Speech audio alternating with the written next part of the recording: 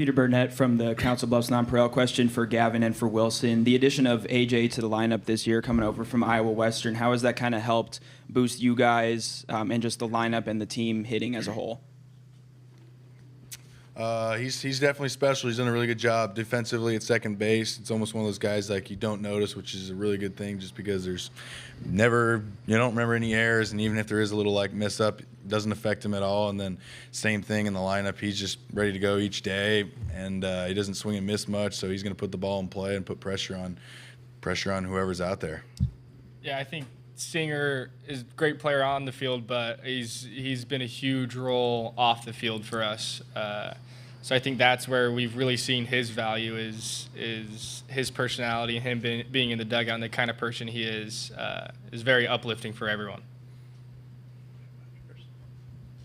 Noah Being of 11.7. This question's for Dax. In Coach Canham's opening statement, he didn't mention you by name, but you are one of those guys who did pass up on the draft not just 11 months ago, and now you're playing in Omaha.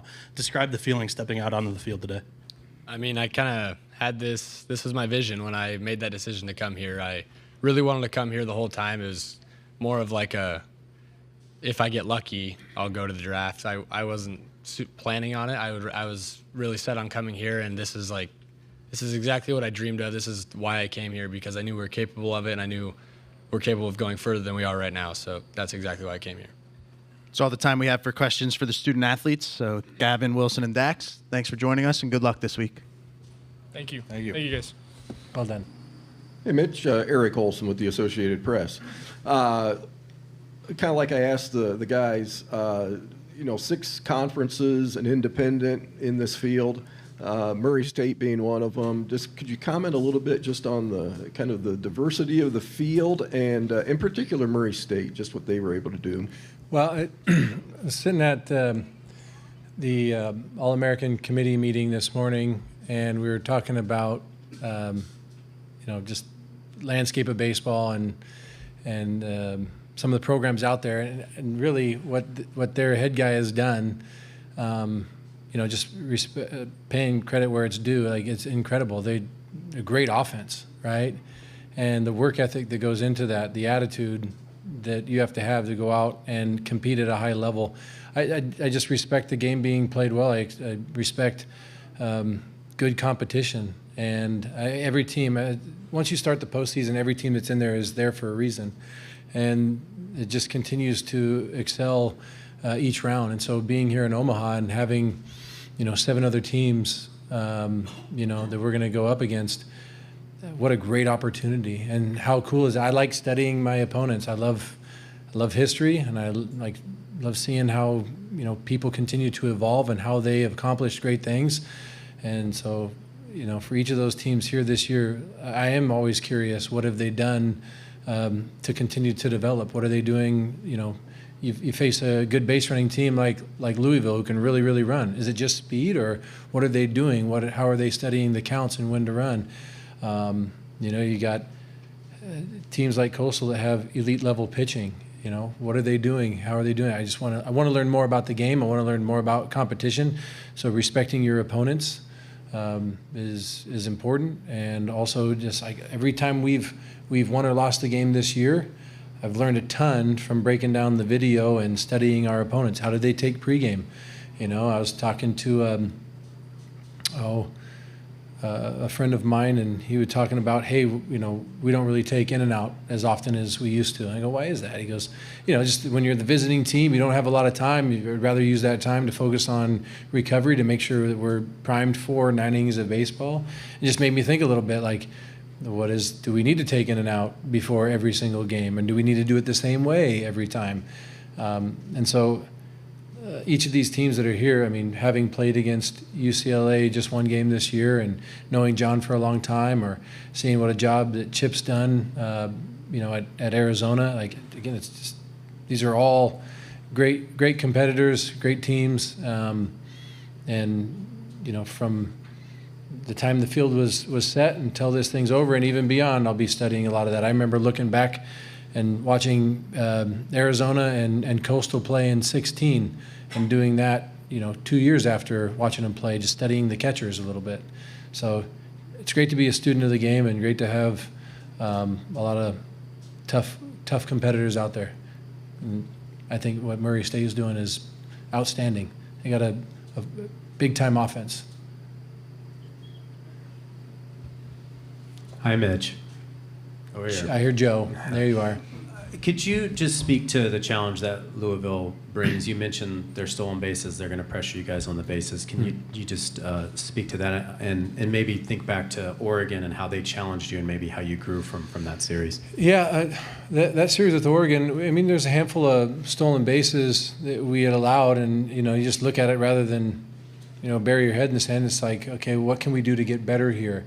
Whether it's our looks and our pick moves, some of our pick plays, and just recognizing tendencies that other teams are giving us, because giving up free bases is never something that we want to do. We need to be better at that, and we've gotten better at it as the season's gone on. But every time, like something like that where we really struggled on a weekend, back to the drawing board, figure out how to get better. Louisville has a lot of speed. They got a handful of guys, 3 guys over 30 bags, one guy who's 51 for 52. There's real speed there. And I've seen guys that are really quick to the plate and they still take bags off of them. Seen guys that have howitzers for arms behind the dish and they're still getting bags off of them.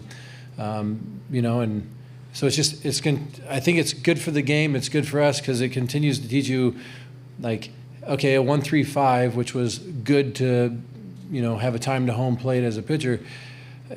Maybe now it's not that anymore. Maybe a 1-2 is necessary to shut down a run game. It's also mixing looks, because if you fall into a rhythm, other teams can pick that up. So you can tell they've worked a lot on the bases, as well as recruited a lot of speed. But also they got a handful of guys up and down their lineup that are tremendous hitters that work the ball really well on top of the zone and bottom of the zone, inside, outside. So that makes it quite a challenge, which is always welcomed, for whoever's playing against them to prepare for their pitchers and make sure their guys are out there executing high-quality pitches. As well as I believe the guy they're starting first against us, he's got a big-time arm. He's got a lot of punch-outs too. And so there's always stuff. And I feel like we've played a lot of great competition. The teams that can run, we played against teams that have really good arms. Iowa had a great set of arms as well.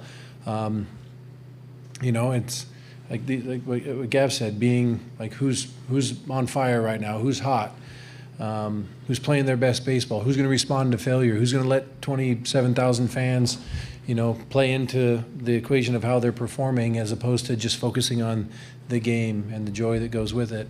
So I know Louisville, they do a lot of things really well. Just watching a handful of their games already, and doing a little bit deeper of a dive on some of their hitters and situational stuff. It was you could tell they've deserved the right to be here. Is how they've gone about their business. They've played a lot of really good teams, so we got to make sure that we're ready to go out and compete. Got time for 2 more questions, so we're going to go in the back right here and then up in the front. 2 quick questions here. First one, can you speak about the impact that AJ has had on this team coming over from Iowa Western? And then also, kind of to that earlier question, following up on that, just having West Coast teams here, again, Arizona's coach Chip Hale kind of mentioned that the only way to kind of defeat what the SEC is doing in terms of their recruiting is to get here to Omaha. So can you just kind of speak of you and Arizona and UCLA getting here and how that kind of shows more parity in college baseball? Yeah. Well, first off, with AJ Singer, tremendous. In my mind, I don't know how the guy's not going to be a Gold Glover. He's made one error all year, and we could see that stuff. You watch him go out there and play, how he turns a double play, how he moves his feet. He's got 160 plus assists, so he's ranging to a lot of balls as well. How he turns a double play, cuts and relays, you name it. He stays very involved in the game. He's present. He's done it each and every game, right? And then the other part that no one sees is he taught a handful of our classroom sessions in the fall, and he wanted to do it. I always open it up for guys, hey, who wants to teach and share some wisdom with the other guys or prepare on something you don't know? And AJ did it multiple times where he goes, hey, I'd like to present this to the group. And he comes in our office, presents to the coaches, does a little practice round, then goes and presents to the guys. And so I think his leadership has calming nature. And the fact that he wants to coach someday, he's expressed that. And he has a vision on where and what he wants to do as a coach. And so it's like giving him opportunities to learn what that entails and how to become even more of a leader. But he was extremely successful, at Iowa Western, and now he's extremely successful here as well. He enjoys and loved everything about that program when he was there, and he's embraced very quickly and loved everything about what he's doing at Oregon State. So tremendous young man, and he's going to be a great coach and a great player for a long time. When it comes to the West Coast stuff, I'm from the Northwest, and West, bringing pride back and having people understand how good baseball is out West is tremendous. I know that a lot of attention gets given with finances and players getting drafted and all this. Look where, not necessarily where the players played and got drafted from, but a lot of guys were on the West Coast playing as freshmen or sophomores and really, really good, and maybe transferred, and they were going to get drafted out there. Did Paul Skeens get drafted because of where he was at, or was it because he threw 100 miles an hour and he was really good? There's no doubt he continued to develop and all those other things. I'm not taking anything away from that, but I just think that the amount of high-quality players that come from the West Coast, and watching, UCLA and Arizona, and I'm thinking about Irvine and Santa Barbara and all the other schools throughout the West Coast that have tremendous talent, are extremely well coached. It's great baseball. And for kids that are on the West Coast to be able to play in front of their families and continue to develop, because it's not about getting drafted or anything like that. It's, are you going to be ready, or what's putting you in the best position to make the most out of college, get your education, and win a College World Series, but also going on and playing in the big leagues for a long time, not just making an appearance or saying you played pro ball. It's making the most of your career and maximizing your potential. I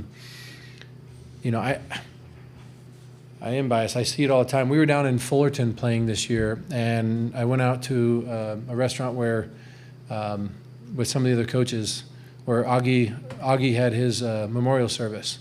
It's like the Fullerton Bar and Grill or whatever, and they got ribs and pints and all that stuff, and it was just really cool to walk around and see the history of Fullerton baseball and what they did over the years. And it's like little places like that as we go out and travel. I like learning about the history, especially of West Coast baseball. There's a lot of programs. I remember one time I was going through the basement of Gill, our basketball coliseum, and clearing out one of the closets, and I found a letter to Coach Casey from another college coach from USC, and that letter was written out to Case, talking about how awesome it was and how proud he was of Case for doing what he did, getting Oregon State to the College World Series and winning it. And it was cool to see the respect that coaches have for one another, especially on the West Coast. Fierce competitors up and down, and everyone wants to win and recruit and hard and all that stuff. But at the end of the day, it's like they still have a lot of respect for one another. Coach Casey and Pat Murphy, when he was at Arizona State, fierce competitors against one another. And I now watch, having, talking to Case all the time, the relationship they have as friends now. And Murph doing it in the big leagues, and just Case, being a part of all those things and mentoring people from across the country. I think it's pretty special. And I hope a lot of people see from our three teams, not just those three teams, but all the other teams up and down the West Coast that are doing phenomenal things, and how difficult it is competing day in and day out against those teams because of how they're coached. I got a lot of respect for Ben down at Irvine, and every time you go in there, those guys aren't going to move their feet. They're going to get hit by pitches if you throw it inside, right? And Brock does it at San Diego as well. They're just nonstop, highly competitive teams, well coached.